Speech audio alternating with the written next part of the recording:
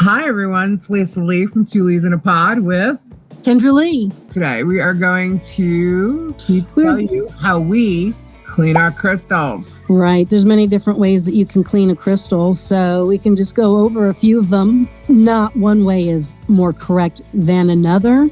For your own self, once you start doing it, you may find that to be true, that one works better for you, and that's perfectly okay. But there's a bunch of different ways, and we are going to give you a little rundown of a few of them. Alrighty. Do you clean your crystals? I clean my crystals. Don't say with soap. No, I don't use soap. That's the number one thing. You don't use soap on your crystals. That will hurt the crystal. It'll break the crystal down. It's just, no, so much, no. Just, you don't need soap. They don't need soap. They're self-cleaning. Yes, no. They're like a vagina. No soap. Oh, she did know. Anyhow. Oh my goodness. So I'm pretty simple. I basically take my crystal, I use my kitchen sink, run not warm, almost warm water, not like cold water, and I just hold my crystal in my hand and I run it under the water, and I just ask it to remove any of the bad energies that have already been attached to it prior to my receiving it. Mm-hmm. As I'm, cleaning it and rubbing the water all over it. Mm-hmm. It's pretty simple. You can say whatever you want, as far as I believe. I ask to remove all the bad energy, no bad juju. Mm-hmm. I also ask it to allow love and light, and to have my energy on it, and to accept my energy. And then I place it aside and get it ready to charge. And we'll talk about that in a second. But how do you clean your crystals, Kendra? Basically the same, right?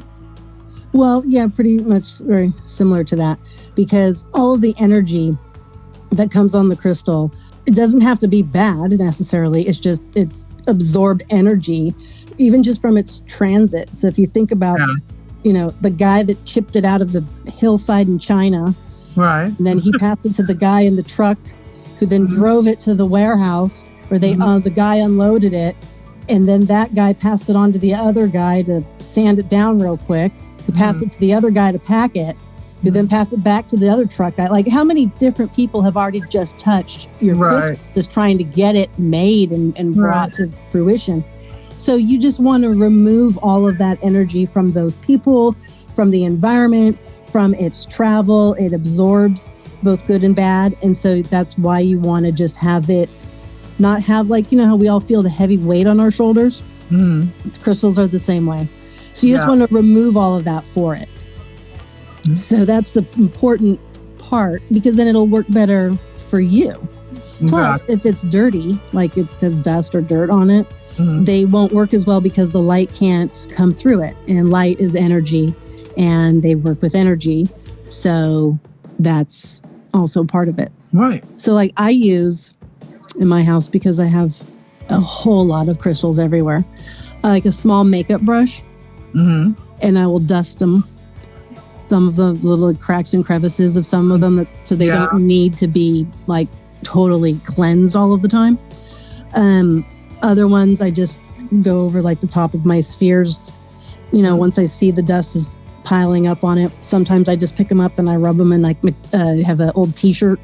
And so you're talking about the crystals that you already have like laying around. Right. So that's like for cleaning, like for the daily basis there.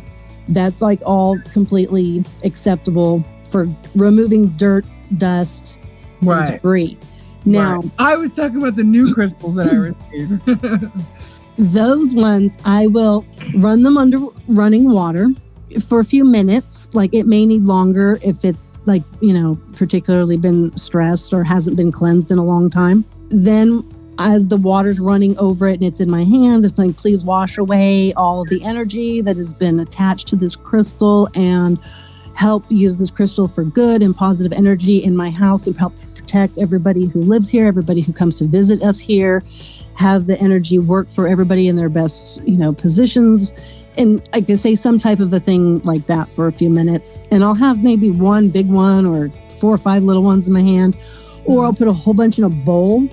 And I will bowl in the sink and let the water run over it and put a whole bunch in there. Say it while that's happening, actually, I'll use a strainer so it strains away.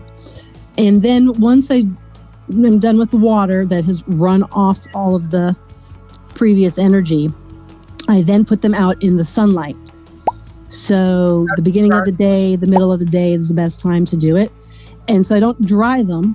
Like I'll put them on a tray or a paper towel or a towel, whatever it is. And then I just stick that thing out in the sun and I let it stay out there for 24 hours. Right. So it will get charged by the sun and the moon. So it'll get sun and it'll get moon. You don't have to do that. Some people just do the running water. Some people just do the sunlight. Some people just do the moonlight part of it. So I just like to do both. But the best time if you're going to do the moonlight is if it's at least a new moon or a full moon. Right. Those are the absolute best times to do it. Full moons are like pull out the crystals, stick them in the windowsills, that kind of thing. Be careful where you put, if you're putting quartz crystal out there, because it is like see-through. So if you live where you could start a fire, I'm in California, so we are always aware of that. So just throwing that out there. It can be like a magnifier in the heat and start a fire. But no, after I'm done cleaning my crystals, I always put them on a towel or a paper towel and let them dry. And then when I'm ready, I just put them out in the sun and I leave them out there for 24 hours, like you said. And then when I bring them in, I hold, whether there's 1 or 5 or whatever, there was one time where I did a whole bunch of crystals at once because I got a lot of them at the same time. And I held each crystal for like 2 to 5 minutes. And I just like put my energy on it before I placed it somewhere, Yeah. And then sometimes if you have moon water, you can either make your own moon water or buy moon water. Moon water is water that you put out on the full moon and it gets charged. And then you can clean your crystals in moon water. So if you keep it stored in a container, it's always going to have that. So that is something that some people enjoy. And then also what I do, like when it's crappy weather and raining, or maybe where, the sun is not coming out wherever you live or it's wintertime. So then what do? So the whole going out in the snow and all of that is not going to work for some people. Right. So in those cases, if you had your stored moonlight, that would be fine. Don't use a UV light. That's not going to be good. We don't need to do any fake light on it. What you can do instead is incense or a smudge stick and sage, and you sage it. And all you do is wave the smoke over the crystals so it falls onto the crystals and it will naturally cleanse them. And you can do that. Do that at any time too, not just new crystals. Right. So I will sage my house and I always go over all of my crystals wherever they are. And I go, get rid of dirty energy, different things.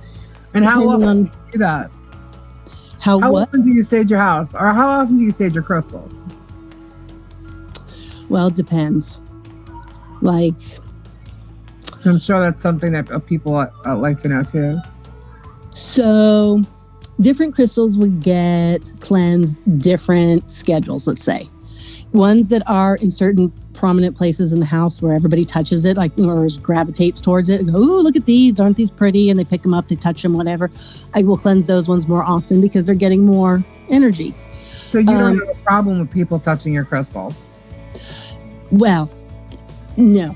They're the ones that are out like there where people can see them and touch them are allowed to be touched. Okay, gotcha. The ones that don't want anybody touching are not where people would find them to touch. Most of my crystals are the ones you can't touch. Gabe won't go near them. He sees them standing there. He's like, whoa. To him, it's like, all right, I'm out of here. No, everybody in my family doesn't care. They just, blah. I'm like, oh, God. He won't go near. So he won't go near mine. The ones that I already cleansed and, have already charged, he won't go near those.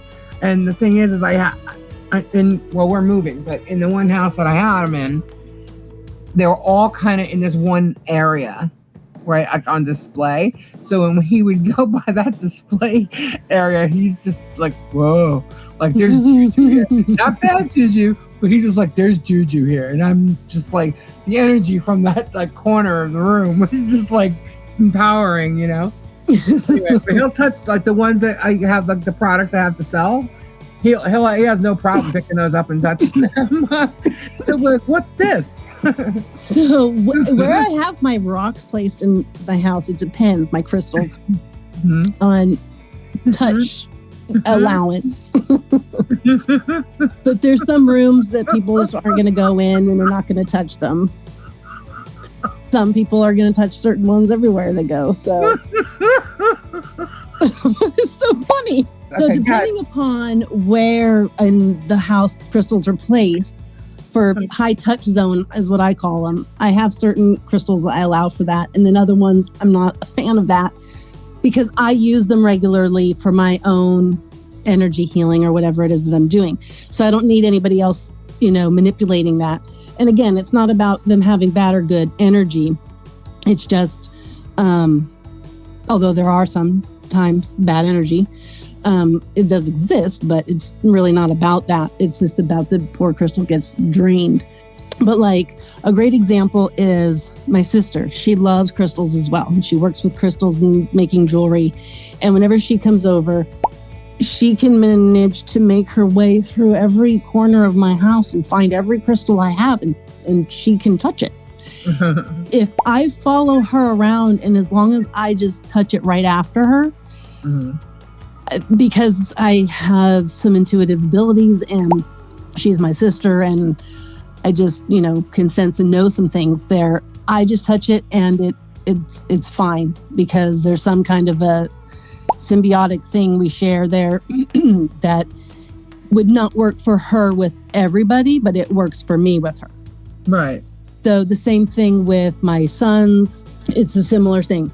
But now if my sons, because they're 15 and they are teenagers, if one touches the others, oh my God. Really? They go, what are you touching it for? Now you're going to make it all full of dumb energy. Now Mom is going to have to clean it. Mom! Clean my crystal? When's a full moon? Oh my God, that's funny. Now, I do want to mention though, as far as cleansing your crystals, there are certain crystals that you cannot get wet, like selenite. Correct. Okay. Selenite is a very powerful crystal, and it will also help charge other crystals in its presence.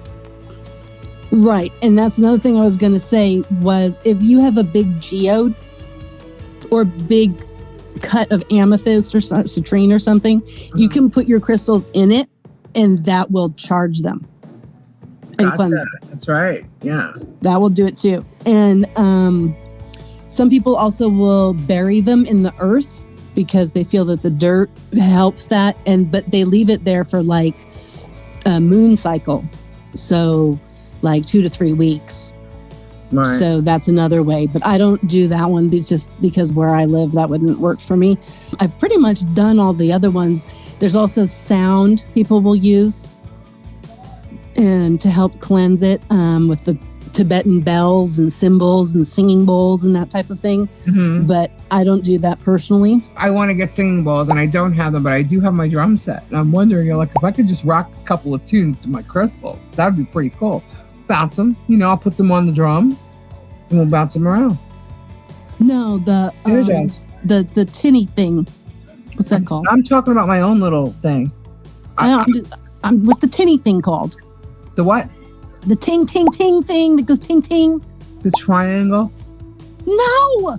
On the drum set. When animals playing the drums and he hits the hi-hat? Is that what it's called? The thimble? Yeah, that's what it's called. Yeah, the one that smashes down together like this? Well, it doesn't have to smash. It just has to have a tin hat like thing. The ting, ting thing. The ting, ting thing? You're calling a drum cymbal a ting, ting thing? Yeah. Oh my God. Because When Animal plays, Animal always like uses two at the same time, and he always does this one move where he hits them both up there, and then he goes down back to his drums, and he goes back up to the top. Yeah, those are called cymbals, Kendra. Yeah, cymbals, those things. So my point is, the cymbals, the ting-ting thing. At first, I'm like, what is she talking about? The ting-ting thing. What, a triangle? Because the way you're moving your hand, I'm thinking you're hitting it. I'm like, triangle. We didn't just go to the freaking farm. Okay, so now, once you've cleansed your crystal. Right. You know where you want to put it. You know what you're going to do with it. Is it a pocket crystal? Is it a sit on my nightstand crystal? What kind of crystal is it? Then you need to, like you said, hold it, program it, get its energy. That's what people want to know also, is how you activate it. And to me, I hold it. As soon as it's done being charged in the moonlight, I leave it out 24 hours. So sun, moon, it's cleaned, sun, moon, I take it and I hold it. So it puts my energy onto it. Right. And once you've done that and you, it's called programming or just spending time connecting with it, which, it sounds all kind of cheesy, but yeah, and you just sort of, look at it and feel it. Just notice its shape, its colors, how it moves in your hand, that type of thing, whether your eyes are open or closed, just trying to, really feel it, because some people work better without seeing it. Some people need to look at it. I answered a question on the channel under the video for the points. And somebody wanted to know if there was a different meaning or if the energy changes based on the shape of the crystal. And the energy doesn't change, but it also can focus more on different areas of your life. Like a heart would be a strong love interest, when they're carved into hearts, but that's also a carved stone. A point will help you focus more on the energy. The energy is more focused, right? Whereas like if you have a cluster of points, it's kind of like that's good to be placed in a room filled like an office or a kitchen to where people gather, but so certain shapes of crystals you can use for different things, Right. Like spheres. Spheres are kind of like, it's surrounding, it's picking up the energies all around it, kind of like you have the world in the palm of your hand, things like that. Right. So like you would want to put points if you were working with chakras, because you'd want to point for that type of thing. You then, you want to use like a geode for something specific versus a stone that you want to have in your hand to help with anxiety that you rub back and forth. Right. Palm stones. I love palm stones. Right. Because palm stones, they come, just a regular, like, it's rounded out, right? But they also come with like the imprint of the thumb. Right, because that's right. So there's two different kinds of palm stones, let alone the actual crystal itself. There's two different shapes to it. Depends on where you get it from. So there's a few different ways to cleanse a crystal and get the crystal programmed to what you want to do with it, how you want to work with it, what you hope to have happen with it in your home.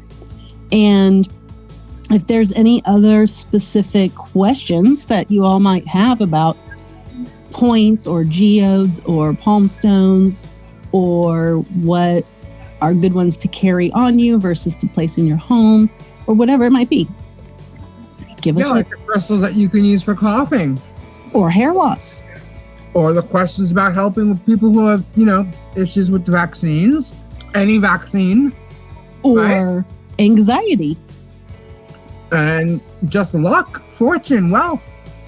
So let us know if you have any further questions about anything like that, and we're going to then compile them all together and do another video where we'll call it our Crystal Questions Answered. Right, there you go. All right. So have a great week, everybody. We will see you next week. All right, stay tuned. Bye. Bye-bye.